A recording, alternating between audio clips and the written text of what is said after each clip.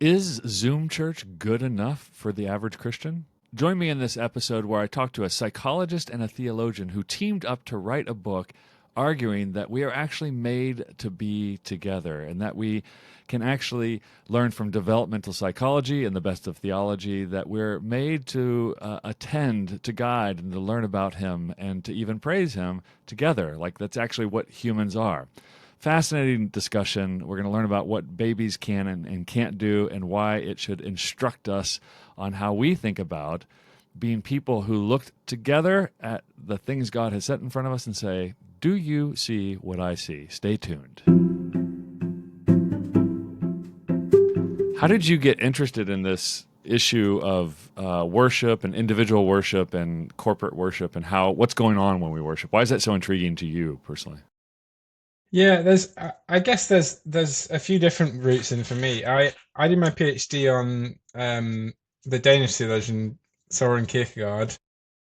So my PhD is on Christian spirituality and faith, and I thought quite a bit about spiritual practice in that. If anybody's read Kierkegaard, you'll know that he doesn't really have any space for ecclesiology.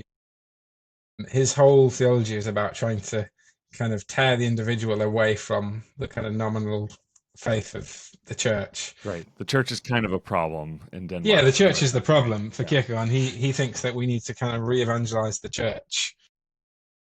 And I found that really compelling, but I also was really dissatisfied with the lack of a kind of ecclesial theology there.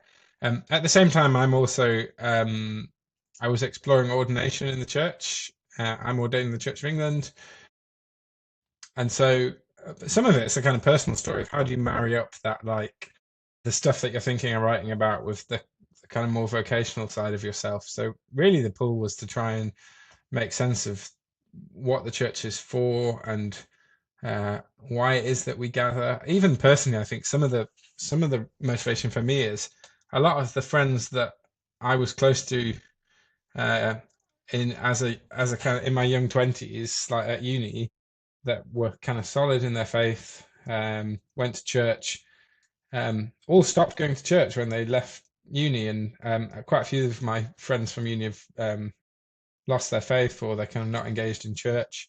And so I think I'm kind of intrigued by that question of why we bother going to church at all. That I feel Mm. like it's quite a live question for me on a lot of fronts. So I think there are lots of reasons why I'm interested by the question. Yeah, and especially post COVID, everybody has had to kind of deal with this question, like what is church actually for, and what does it do Yeah, to us? yeah. Gideon, you're a psychologist by training, and there's been a long train coming in psychology that is mostly involved in mental activity or thinking of people as kind of mental creatures that then act out of deliberation. That seems to have changed lately. So I assume, I say lately, I mean like the last 40, 40 or 50 years maybe. Um, so maybe you can talk about how do psychologists see the role of the body? And I mean the body in two senses, like the individual Mhm. body that I grow into, and then the corporate body as well.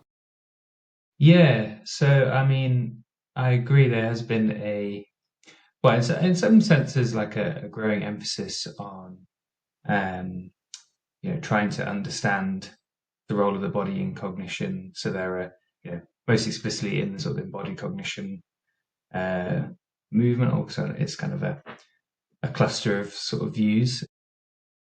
I mean, I guess you could kind of trace back the origins of that to sort of like pragmatist approaches to the philosophy of mind, so that its sort of seeds have always been floating around. But yeah, there's a sort of interesting sort of the history of psychology in terms of the effect of the so-called cognitive revolution, um, and how that sort of made this like very cognition as an activity of the brain and something happening in your head, Hmm.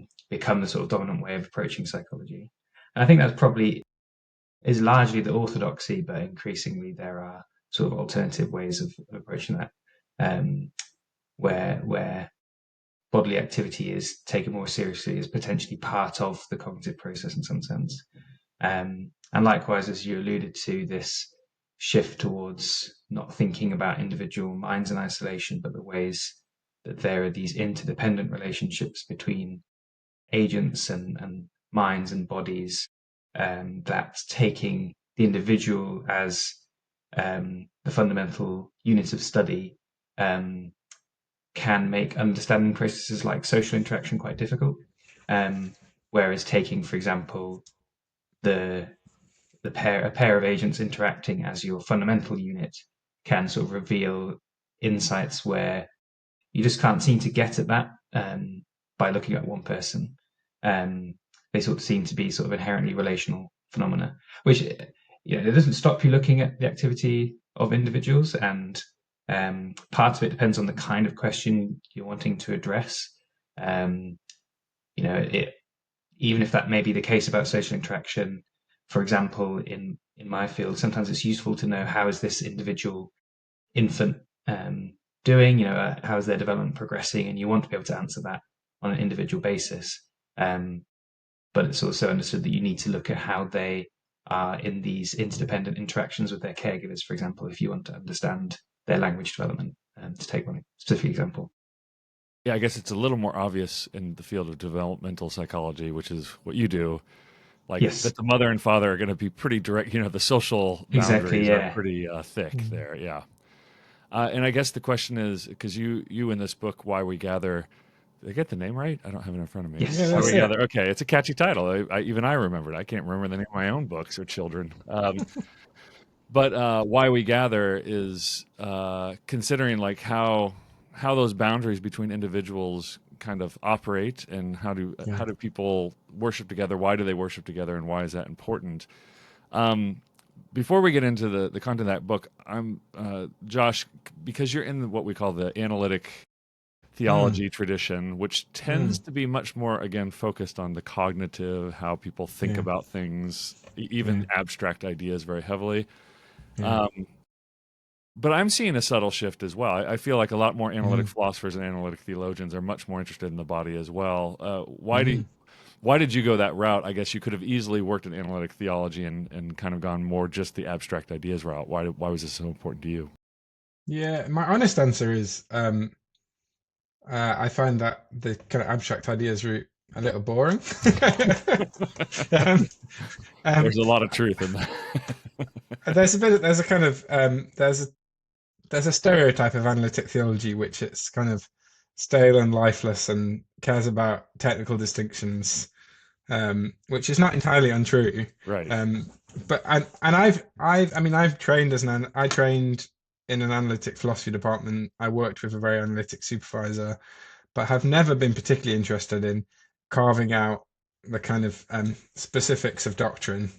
It's just never appealed to me. I think maybe that's just partly how I'm wired, the things I'm interested in. But I found the tools of analytic philosophy really fruitful for thinking about practice and the spiritual life and liturgy and worship and things that I think typically analytic thinkers haven't thought all that much about. I found them to be really fruitful conversation partners. So, and I think there's a lot, like you said, there are a lot of people trying to do some of this work that's a little more affective. The conversation has shifted a lot in the past 10 years. Yeah. And that's a good summary of my little bit of training in analytic philosophy. I always say the tools are very helpful. The discussions I'm not always as interested in, the tightly wrapped discussions. Okay, so you guys got together, a psychologist, and you crossed the yard in St. Andrews, because there's like just a little bit of a garden between the divinity school and the psychology department. Hey there, if you've benefited from this content at all, please hit the like and subscribe, or subscribe and like, one of those or both of them together on this video. It helps us tremendously with the math algorithm nerd monsters. And how did you guys come up with the idea to write together? Because I've co-written things before that can go really sideways on you if you don't work as a team. So how did you guys decide that this needed to be written by you two? Yeah, we didn't really. I don't think we really planned it. We certainly didn't plan to write a book together. We effectively we started out by having a coffee together because Gideon had heard that I'd just given some paper which talked about joint attention. And I let Gideon talk about joint attention because it's kind of his thing. But he'd heard I was interested in this kind of psychology of joint attention, and so we got set up on some kind of blind academic date, if that's a thing, and got talking about things that we were interested in. We're both Christians, both trying to think together about how our respective disciplines can kind of feed into one another. And we thought, why don't it would be fun to try writing something together? So we just had a go at writing something on prayer, and actually found that we worked really well together. I think sometimes people have this idea that interdisciplinary work is this really neatly divided up thing where you get like the theology here, the psychology here, and each part is written by a different discipline. But actually, we found that we were able to just kind of quite naturally edit the same document and kind of feed our ideas together a little more organically than that. So it felt like a really fruitful connection. We got a paper published, which that helps, doesn't it? When you get that kind of instant feedback that somebody thinks this is worth publishing. And then it kind of just spiraled from there, and we kept getting little pots of grant funding to do various things, and the relationship's just kind of grown from there, I think. Yeah, grant funding is good because it signals that other people find this interesting. Yeah, that's right. You pass some hurdles. Yeah. So maybe, Gideon, you can begin by just explaining to us in as simple of terms as possible, what is joint attention, and maybe even why it's important for thinking about things happening in the church. But we'll start with what is joint attention. Yeah.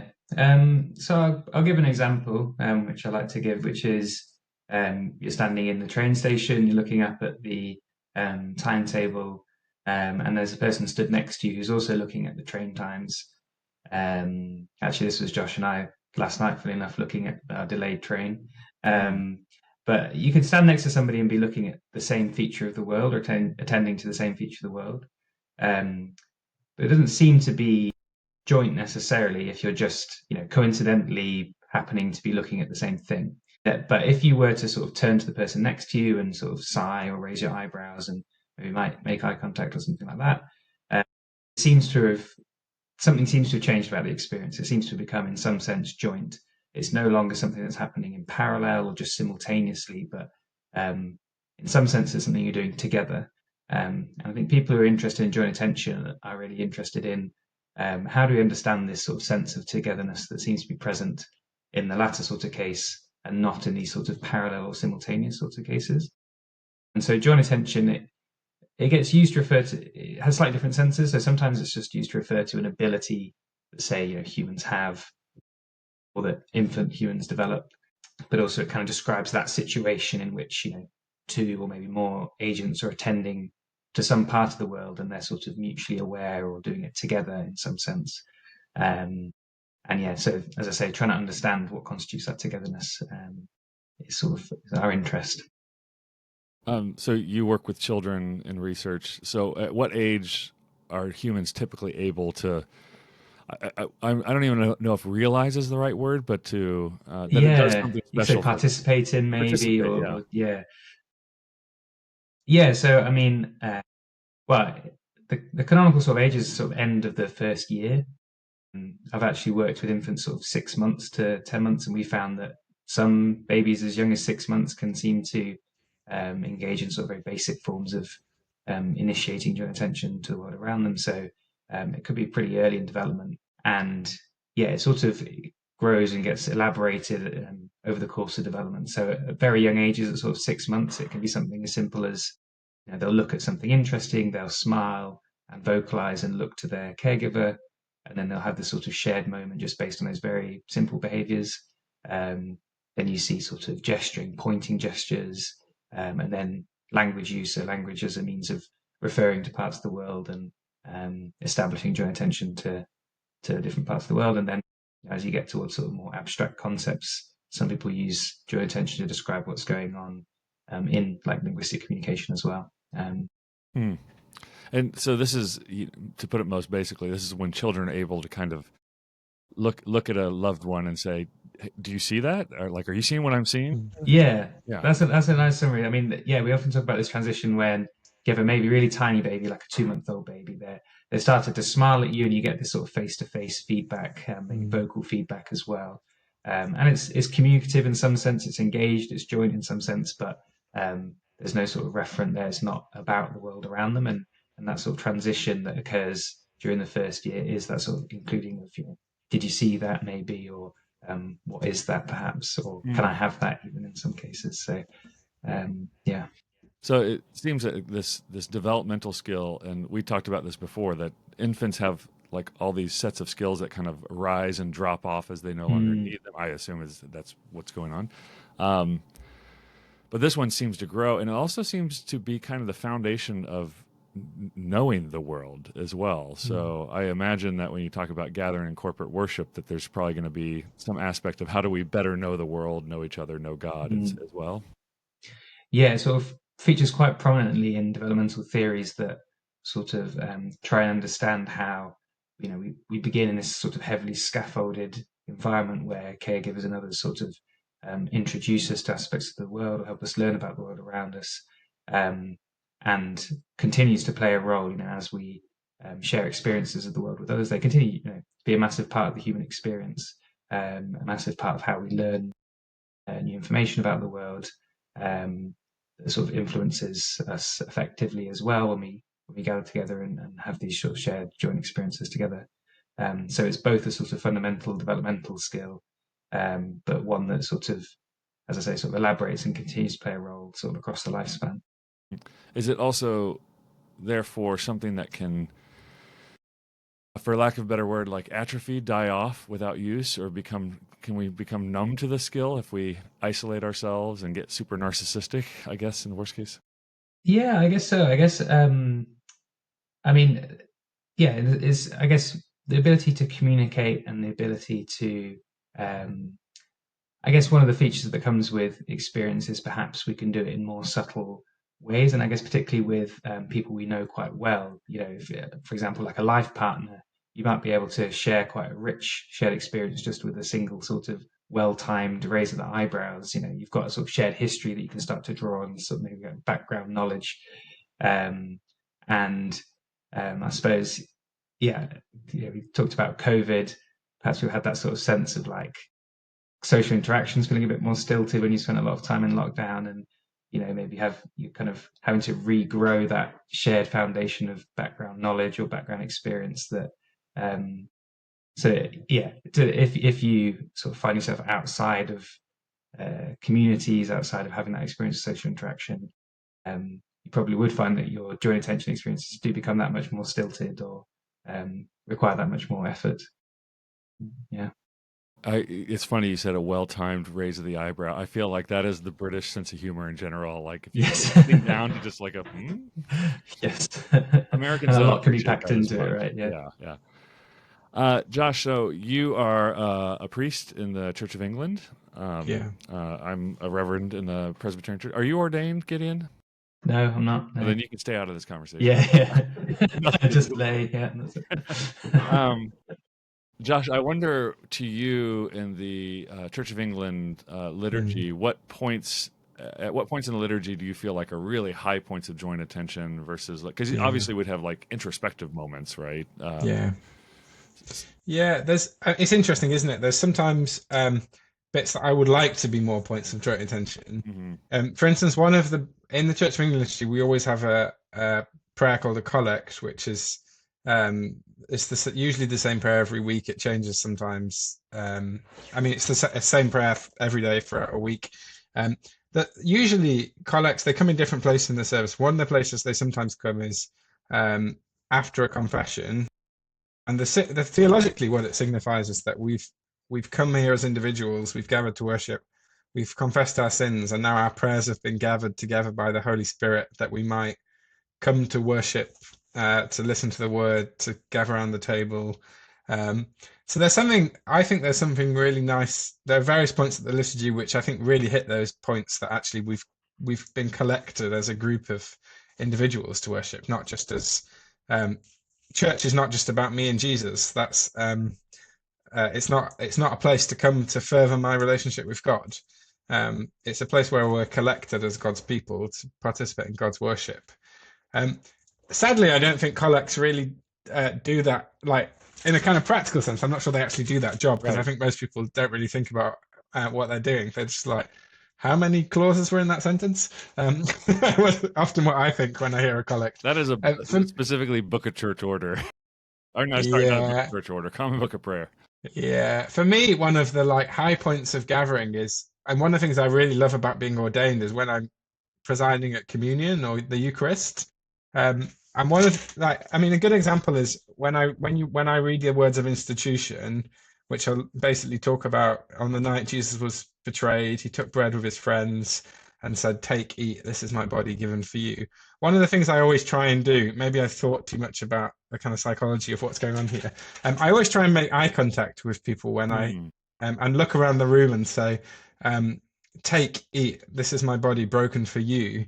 And there's something profoundly powerful about that moment, as someone that's leading worship, that all the eyes in the room are on what's happening in this retelling of the story, and on these simple gifts of bread and wine, and it is a really powerful moment, because it's such a intensely focused moment.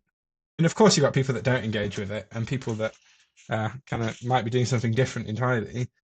But it does feel like a really significant moment of looking together, of gathering together. So for me, I think that's the kind of focal point of gathering. That's the very Anglican thing to say, isn't it? It's like, you have to say that, and now we can get to your real answer. No, it's true. And there, even when you preach, I've always had this kind of internal dialogue of, when I talk about how do we apply what we've heard, should it be a we or a you? Because we is more comfortable, you is more pointed, right?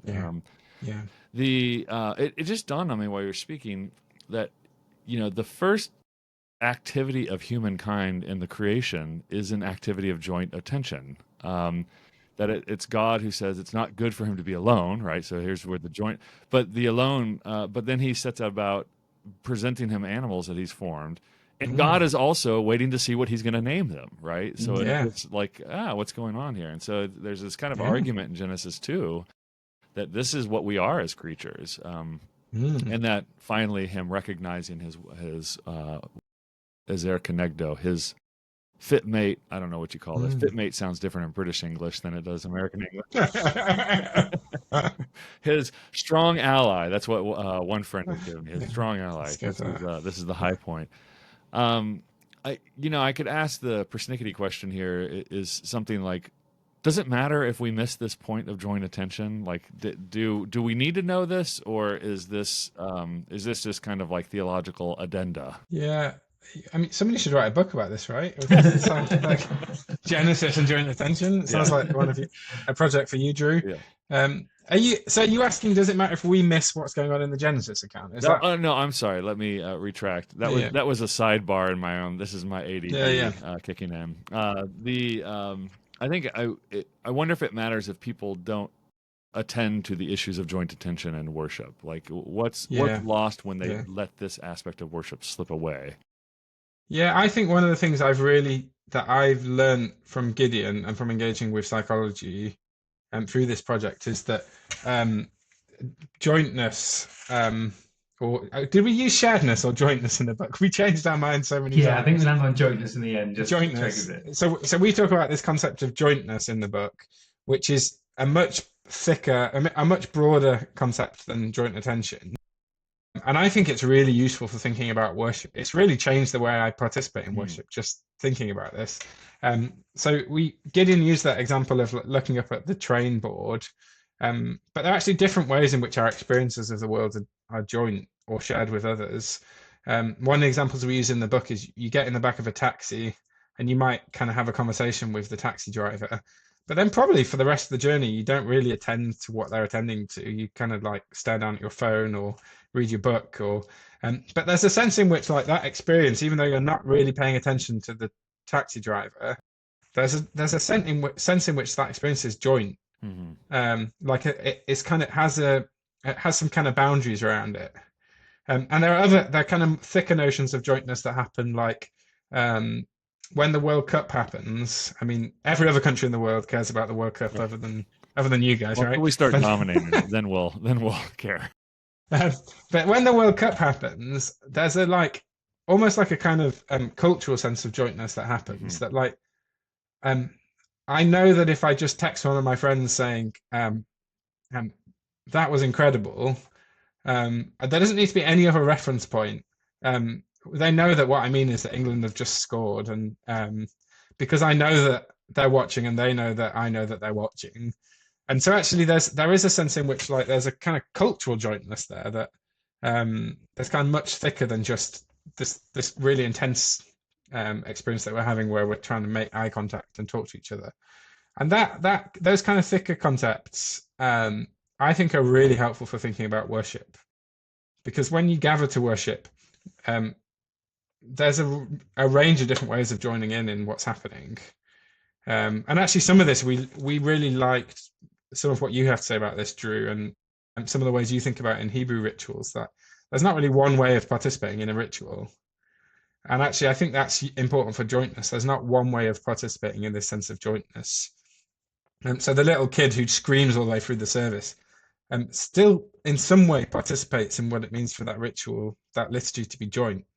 And I found that a really fruitful way of broadening my concept of jointness. I think sometimes we've got young kids, and we try and help them to participate in church. But if you've ever tried to take a young child to church, you know that they're not gonna join in with the songs, are they? Or Their neurology is fun. telling them to do otherwise, right? Their developmental period is telling them. And I think there's a kind of approach which says no, they have to pay attention in a way that an adult pays attention for them to participate. But actually, some of these thicker notions I think are really helpful for us to complexify what's going on in that situation. Perhaps even if they're just sitting and colouring at the back, there's a way in which they participate in what's happening. Gideon, do you want to add anything about that? Yeah, I guess partly it's sort of if we're honest about how adults participate, it might be more. Sometimes it's more similar to that than we might think. That actually, there are times when adult participants are maybe not fully engaged, or maybe emotionally not really with it in the right sort of way. And yeah, it sort of allows us to talk about how you might participate even on those days or those times where you're not sort of fully involved as you might wish to be, or not as attentive as you might wish to be. Okay, so I'm thinking about joint attention in the liturgical setting. I know it was going to be more of a comment than a question, which was what you said about football during the World Cup. I have several times, just in the last few months, had somebody I don't talk to very often, but I know very well, someone I can catch up with very easily, who will just text me like, the cup and the bread were really good for me today, or something like that. So like, I know it's Sunday, I know where they were, I know, and so that, again, we even thousands of miles apart, we're still kind of jointly attending because we know that we're Christians and we participate in these rituals. This, I remember in seminary we had pastoral theology classes, and we had to discuss, like, should you bring the sacrament to people in the hospital, right? Or should you just make them hold off with the expectation, that they're going to return? Or should, if I'm by myself on a camping trip, should I take communion? I'm wondering how much do you think joint attention is baked in theologically to what the people of God do? Yeah, I think it goes all the way down, and that's why I think it's such a fruitful concept. There's this idea that you get in Evelyn Underhill's work on liturgy, where she talks about the fact that there's no such thing as solitary worship. That even when you're in your room praying to God, you're doing so as a member of the divine society of God's people. That the Holy Spirit knits your prayers into the work of God's people. And so I think there is a sense in which, like, theologically, we want to say that worship is personal, but it's never private. Like, you can be on your own, but it's always, in this thicker sense, participating in something bigger than just you and God. But I also think that then shifts some of those kind of normative questions about how we practice.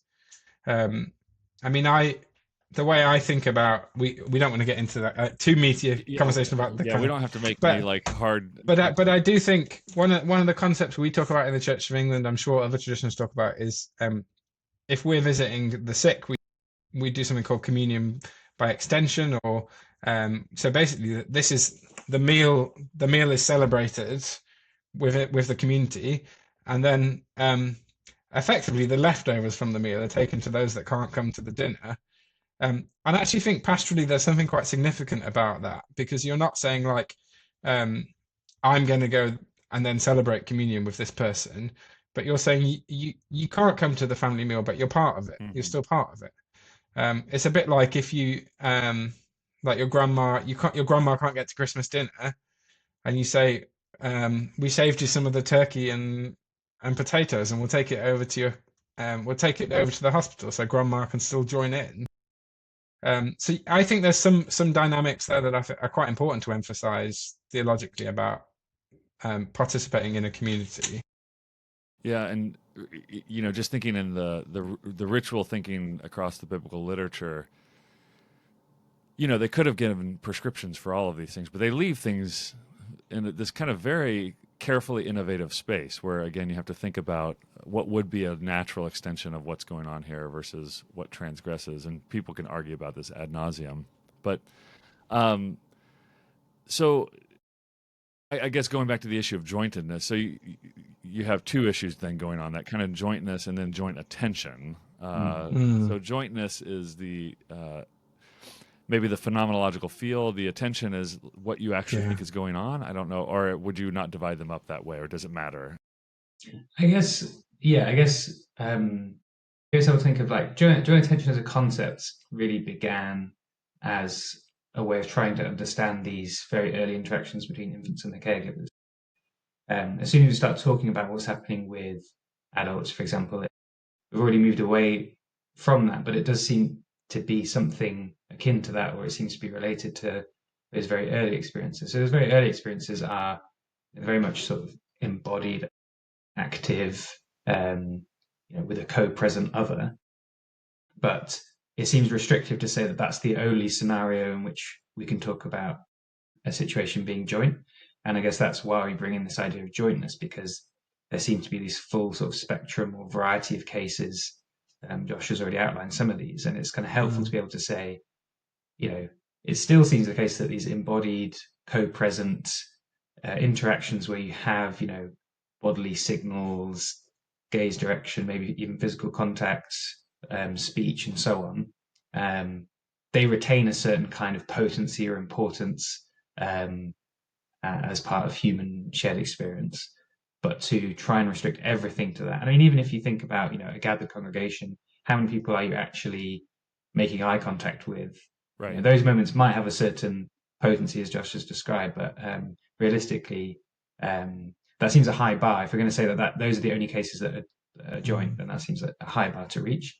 And so being able to talk about this broader sort of sense of jointness and the sort of more varied ways that you can cultivate that, whether with, gathered with others, or, it allows us to think about, well, in what sense is an online church service joint? I mean, it seems like it is. It's more than just simply watching a YouTube video back of a church service, but it's clearly not the same as being gathered in person. I think the idea of jointness and the idea of these varieties of jointness and the various factors that contribute to them, even the layout of a space, if you think about aspects of architecture, where the pulpit is located, where the Eucharistic table is located, the shape of the building itself, all these things are sort of helping us build a sense of jointness towards different features of our environment.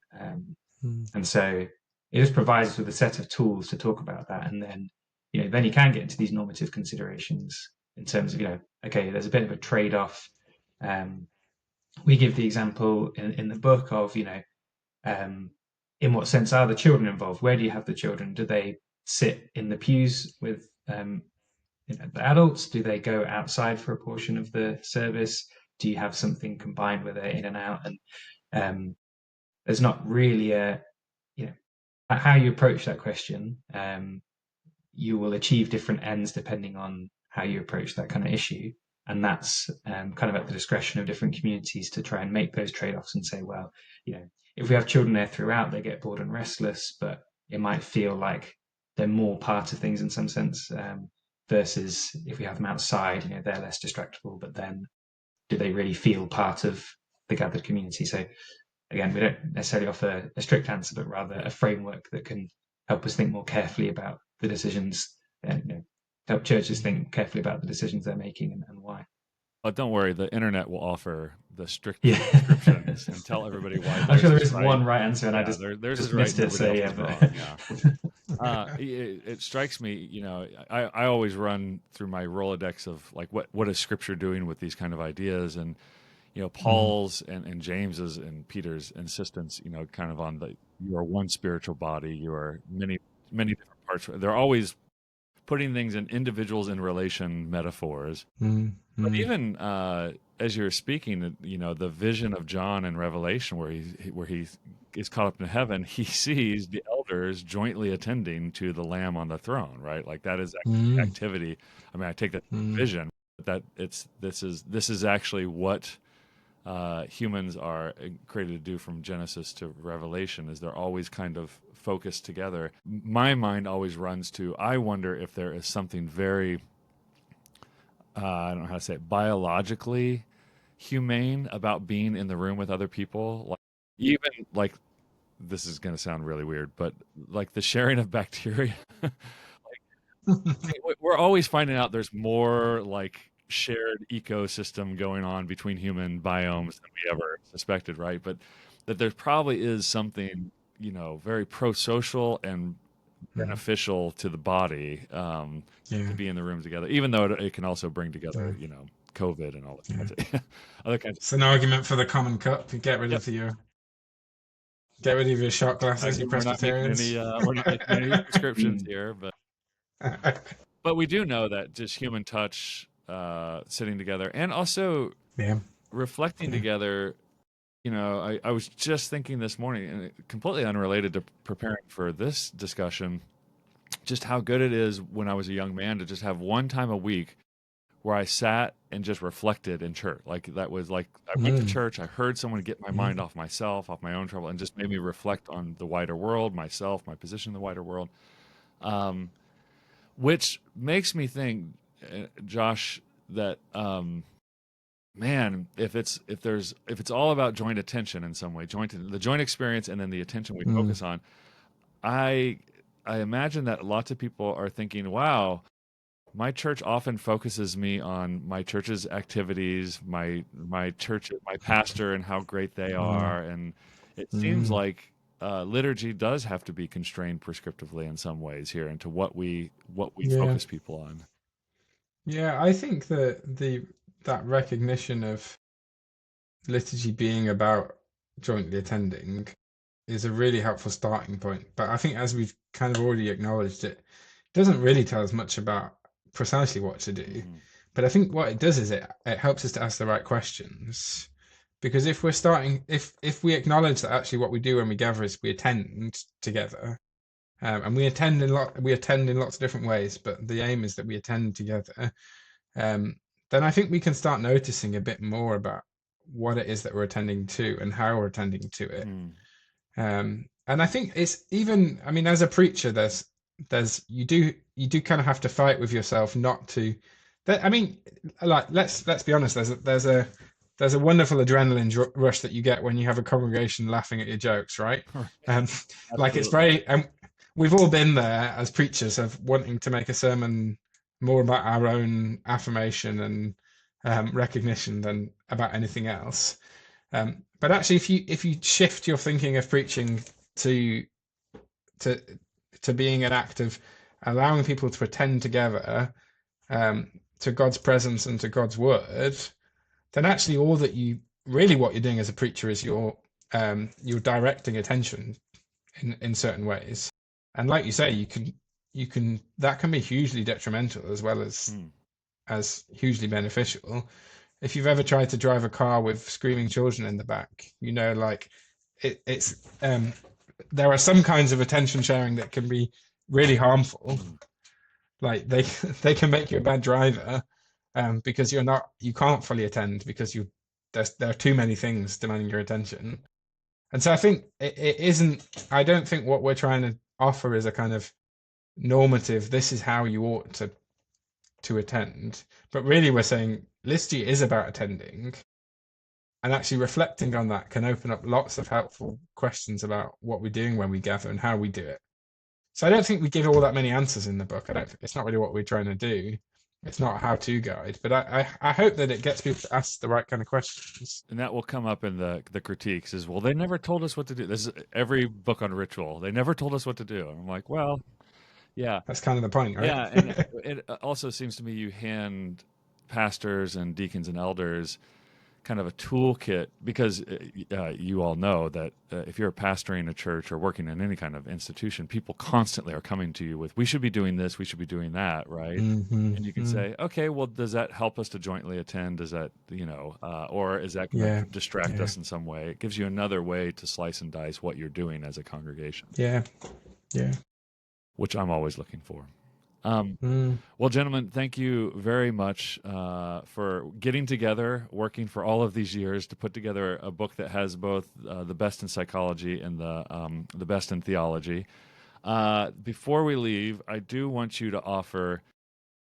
You wrote a little article for us, and it shows, and you wrote a more extensive treatment on it in the book. But I do want to hear, like, why. On the continuum, this is more theoretical. We have this kind of, we're just thinkers, right? We just need to think correctly, all the way over to we are these fully embodied creatures. And you take on Jamie Smith's work a little bit there. And you say, hey, it's good, but it's not good enough. What is not quite good enough about his work on desire, the humans being creatures of desire, and then the kind of embodiment that he puts out there? Because there's a lot of very good stuff in his work, I think. Yeah, Gideon, do you want to? I guess from the sort of psychological angle, I appreciate that. That's maybe something that distinguishes what we're doing from his work. But I think generally the idea of placing some aspect of the human person as like primary or fundamental always is going to run into some kind of issues, because you kind of then have to explain everything starting from there. And I think we try and put forward a framework where we see these things as sort of part of an interconnected whole. Whenever you're talking about cognition and affect, for example, they're always sort of intertangled with each other. And I don't think you can really talk about like cognitive processes without talking also about affective processes. You can't really talk about either of those without talking about the activity of the body. And of course, you can talk about them in one sense in terms of, as psychologists, we sort of chunk out particular topics for the focus of our study. But when we try and put it all back together, they're part of an interconnected whole. And so I think that's something that we really try and say, well, there's this sort of interconnected aspect. And then when we also look beyond the focus on an individual and look at the role of interconnectedness between persons as well, and how sort of jointness and sharedness seems to play a really fundamental role in our view of human anthropology, then I think those aspects are perhaps what's sort of distinctive about our account. And possibly, we slip into ways of talking that maybe prioritize sort of affect first or a body first approach at points. Quite possibly, it's quite hard to sort of sustain that real idea that these things are sort of working together. And there's a sort of developmental angle as well in terms of trying to understand, the cognitive processes of a human adult are different to those of an infant, and we have to sort of look at this sort of way that they change over time, and this idea of change over time, and not trying to think that these are just stable things that you can just grasp onto and say this is what human cognition is like, when it's a process that is one of development throughout the lifespan. It doesn't sort of just stop in adulthood as well. So this sort of developmental view, this sort of social shared view, and then this sort of interconnected view, I think those are the sort of parts that we try to really emphasize within the book. Yeah, I think, if what the church needed was a really healthy view of embodiment and what that means there's a whole movement of that in the 90s and 2000s, and this to me represents the next phase of, okay, now that we all acknowledge embodiment matters in very profound ways, now what do we do with it? So I'm very grateful to your work. The book is called Why We Gather. It's from Baylor University Press. I don't remember the subtitle, but I never do. Thank you, Josh and Gideon. Thanks. Thanks.